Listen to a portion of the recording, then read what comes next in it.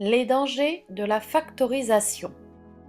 Dans mon expression C, le facteur commun est 2x plus 3, mais il y a un danger avec le signe moins situé devant la parenthèse 4 moins x.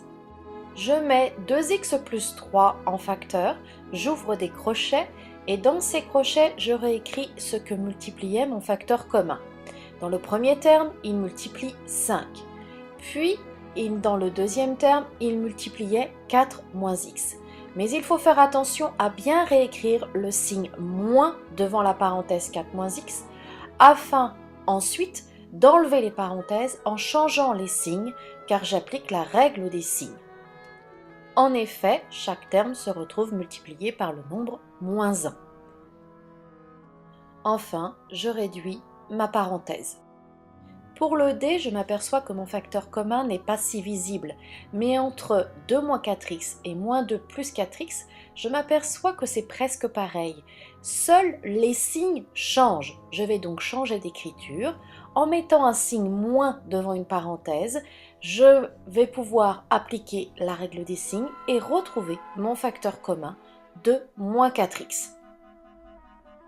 Afin de ne pas commettre d'erreur, je fais apparaître une multiplication par 1.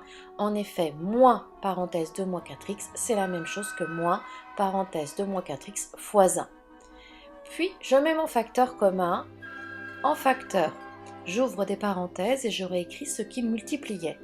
Et enfin, je termine en réduisant ma parenthèse. Pour l'expression E, le carré va devoir être explicité, c'est-à-dire que je vais écrire 5x plus 2 fois 5x plus 2. Dans ces cas-là, mon facteur commun devient plus visible, c'est 5x plus 2. Je le mets donc en facteur et j'ouvre des crochets. Dans ces crochets, je réécris ce qu'il multipliait.